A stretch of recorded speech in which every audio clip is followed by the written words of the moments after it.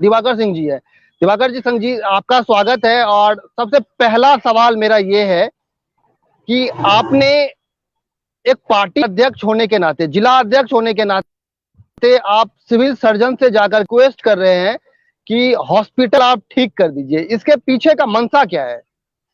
सबसे पहले तो आपको बहुत बहुत धन्यवाद कि आपने सहरसा जिला को अपने फेसबुक लाइव से लाइव होने का समय दिया। इसके लिए आपको बहुत बहुत धन्यवाद। बड़ी बात है कि सिविल सर्जन साहब से समय लेकर हमने हॉस्पिटल की सारी व्यवस्था दुरुस्त है, हॉस्पिटल में क्या कमियां हैं, हॉस्पिटल में क्या अभाव है, किस चीज की अभाव है, इसकी जानकारी हमने लिया। लेकिन मुझे लगा कि सहरसा हॉस्पिटल में सारा सुविधा उपलब्ध है और सिविल सर्जन साहब से बात होने के बाद कोविड के इस वैश्विक महामारी के बीच सहरसा हॉस्पिटल में क्या क्या व्यवस्थाएं है, क्या क्या व्यवस्था आने वाला तीसरा लहर के लिए, इस पर हमने उनसे बातचीत किया। कोई हॉस्पिटल की कुव्यवस्था पे हमने बातचीत नहीं किया। आने वाला कोविड का जो तीसरा लहर है, इस पर किस तरह हम लोग सबसे मिल के कदम से कदम मिलाकर हम लोग स्वास्थ्य विभाग के साथ भारतीय जनता पार्टी का भी कदम से कदम मिलाकर हम लोग हॉस्पिटल की व्यवस्था को, में हॉस्पिटल में आने वाले मरीजों की क्या व्यवस्था होगी, उस पर हमने माननीय सिविल सर्जन साहब के नेतृत्व में एक बार बातचीत करने का काम किया। सहरसा में वर्तमान विधायक रंजन झा जी हैं, आलोक रंजन झा, जो बिहार सरकार में मंत्री भी है। उसके बावजूद भी अगर सिविल सर्जन से टाइम लेकर के आपको बात करना पड़ता है, एक जिला अध्यक्ष आपके नेतृत्व में आलोक रंजन मंत्री बना है और विधायक बना है। यहाँ पे सहरसा की अगर हम बात करें तो सहरसा में शायद मेरे नॉलेज में संजीव झा के टाइम में आलोक रंजन अध्यक्ष थे तो वो विधायक बन गए। इस पैरामीटर अब कब तक चलता रहेगा कि जो अध्यक्ष है वही अगला विधायक बनेगा? जी नहीं, हम तो पार्टी के एक छोटा सा कार्यकर्ता हैं, विधायक का तो हम सपना भी नहीं देख रहे। मेरा काम है माननीय राष्ट्रीय अध्यक्ष जेपी नड्डा जी और माननीय बिहार प्रदेश के अध्यक्ष यशस्वी अध्यक्ष संजय जायसवाल जी के नेतृत्व में हम पार्टी को, संगठन को किस स्तर से बूथ तक ले जाने का। विधायक और मंत्री बनाना तो हमारे राष्ट्रीय नेतृत्व और प्रदेश नेतृत्व पर निर्भर करता है कि वो किनको मंत्री बनाएंगे और किनको विधायक बनाएंगे। लेकिन मुझे संगठन का जिम्मा सहरसा जिला का सौंपा गया है प्रदेश नेतृत्व और राष्ट्रीय नेतृत्व के द्वारा। मैं संगठन को मजबूत करने पर अपना पूरा ध्यान दिया हूं, न कि हम विधानसभा और विधायक पर। ऐसा क्या हुआ था कि आप भी उस टाइम संगठन में थे कि आलोक रंजन को टिकट देने के बजाय देने के लिए संजीव झा सिटिंग विधायक का टिकट का? यह तो पार्टी नेतृत्व निर्भर करता है कि किस को हम अपने इस परिवार में किसको टिकट दें और किसको विधानसभा का चुनाव लड़ावे। यह हम तो एक छोटा सा कार्यकर्ता हैं और हम लोग तो जो पार्टी निर्देश हमारे आला कमान, हमारे राष्ट्रीय अध्यक्ष, हमारे प्रदेश अध्यक्ष जी का जो नेतृत्व होगा, जो उनका हम लोगों का निर्णय होगा, उस निर्णय पर हम लोग काम करते हैं। वो आलोक जी हो या संजीव जी हो या पार्टी के किसी और बूथ स्तर के कार्यकर्ता या जिला स्तर के कार्यकर्ता को अगर वो टिकट देते हैं तो उसके पीछे पूरा संगठन लग जाते हैं। टिकट देना नहीं देना यह प्रदेश और राष्ट्रीय नेतृत्व पर निर्भर करता है। आप एक जीते हुए विधायक और मंत्री के जिला अध्यक्ष हैं। आप ऐसे जिला से बिलोंग करते हैं जहां मंत्री भी है और जिला अध्यक्ष भी है। उसके बाद सहरसा के जितने भी ग्रामीण एरिया है जहां प्राथमिक उप स्वास्थ्य केंद्र और हॉस्पिटल पे डॉक्टर नहीं है, अभी आपने पिछले 10 साल में कभी इन लोगों पे चर्चा की क्या? जी, आपको एक चीज बताना चाहेंगे, सहरसा ऐसे पिछड़ा एरिया, कोसी का सबसे आपको पता होगा पिछड़ा एरिया है। सहरसा ऐसे जगह में, सहरसा सदर अस्पताल में इस बार हम लोग कोविड का 200 बेड वहां उपलब्ध था, ऑक्सीजन पर्याप्त मात्रा में था, डॉक्टर और नर्स हमारी पूरे तन मन के साथ हमारे कोविड पेशेंट के साथ काम कर रहा था। सहरसा के सदर अस्पताल की मैं बात करना चाहता हूँ, 36 डॉक्टर केवल सहरसा के सदर अस्पताल में है और 82 ANM सहरसा के सदर अस्पताल में हमारे मरीज, हमारे जो बीमार भाइयों बहनों हैं उनका स्वास्थ्य का लाभ करने का काम, उनको देखभाल करने का काम करता है। जहां तक मुझे मालूम है इस जिला में 10 उप स्वास्थ्य केंद्र है और उस स्वास्थ्य केंद्र में भी प्रत्येक उप स्वास्थ्य केंद्र में 2 से 3 डॉक्टर प्रत्येक उप स्वास्थ्य केंद्र में है। और यह हम आपको बताना, यह पहले नहीं था। 2005 से पहले का आप सदर अस्पताल का हाल देखते हैं कि यहाँ बेड पर कुत्ता सोया हुआ रहता था, बेड पर बिल्ली सोया रहता था, लोग सदर अस्पताल जाता नहीं था। सदर अस्पताल जाने का मतलब था कि केवल पोस्टमार्टम कराने के लिए ही सदर अस्पताल जाता था। आज अगर वर्तमान विधायक और 2 बार के मंत्री होने के बावजूद भी आपके सहरसा सदर में सुअरों का ढेर लगा हुआ है, उसके पीछे आप लोगों ने क्या किया है? देखिए, 4 दीवारी सदर अस्पताल के बीच में बनाया जा रहा है और पहले से भी बना हुआ था। अब कुछ सुअरों की समस्या है, इस समस्या से भी निदान दिलाने के लिए जिला प्रशासन ने एक अच्छा कदम पहले स्टार्ट किया है कि हम जो भी उस महादलित का बस्ती हो उसको घेराबंदी करके जो पशु होगा उसके लिए भी जिला प्रशासन अपना काम कर रहा है। आने वाला मुझे लग रहा है 2-4 महीनों में यह भी हम लोगों को सफलता मिल जाएगा कि सुअरों से भी हम लोगों को छुटकारा मिलेगा। जब मैं न्यूज रिसर्च तो मुझे पता चला कि सहरसा में डॉक्टर का बेटा भी डॉक्टर बन जाता है। क्या विधायक का बेटा विधायक बन सकता है? डॉक्टर का बेटा तो यह हम नहीं कह सकते हैं कि जो पढ़ेगा लिखेगा विद्वान होगा वह डॉक्टर का बेटा डॉक्टर बन सकता है, लेकिन इसका मतलब कि वो वाला न्यूज आपके दिमाग में या आपके संज्ञान में अभी तक नहीं आया है कि डॉक्टर का बेटा सहरसा सदर अस्पताल में रूम बंद कर करके ऑपरेशन कर रहा था?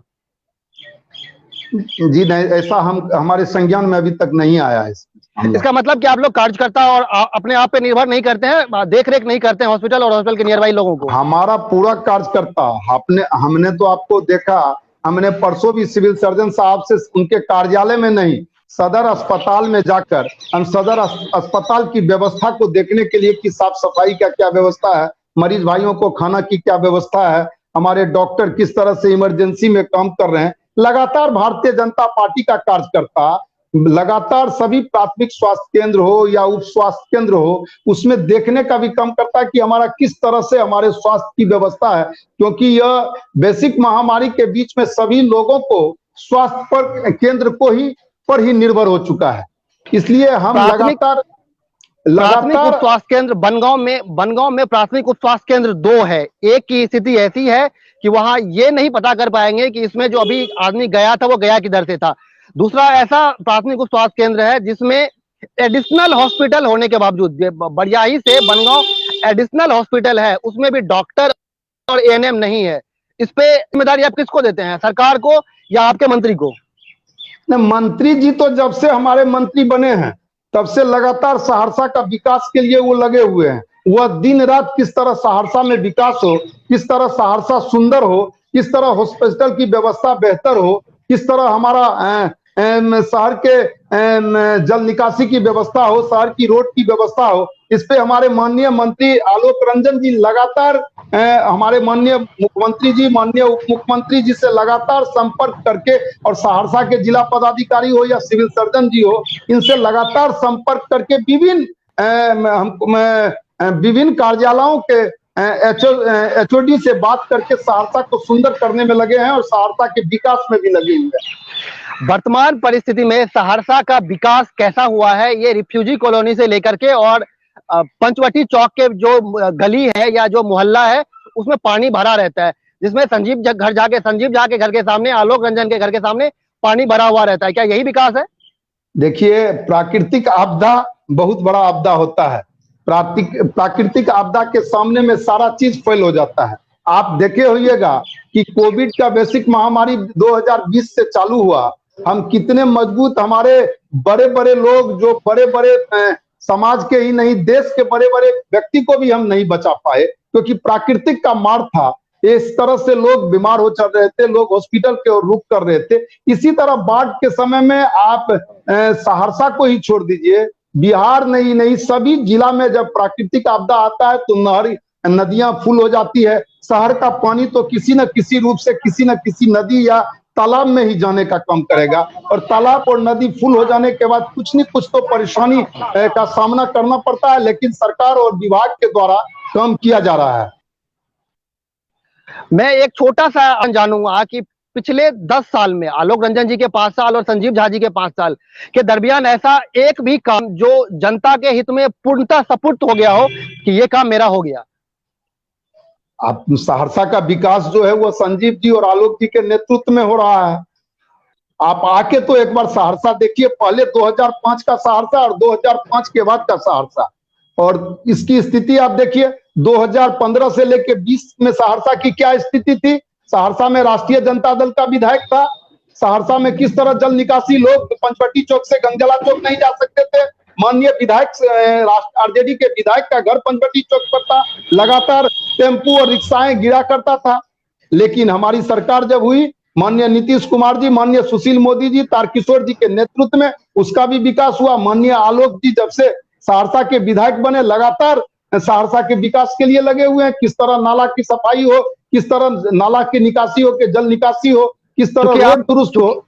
चूंकि आप युवा मोर्चा से लेकर के और जिलाध्यक्ष का सफर तय किया है, तो 2 कार्यकाल आपने, 3 कार्यकाल आपने देखा है कि जब आपकी मंत्री विधायक हैं और जब मंत्री सिर्फ मंत्री थे, जब आपके विधायक से विधायक थे और जब आप बिना विधायक के थे।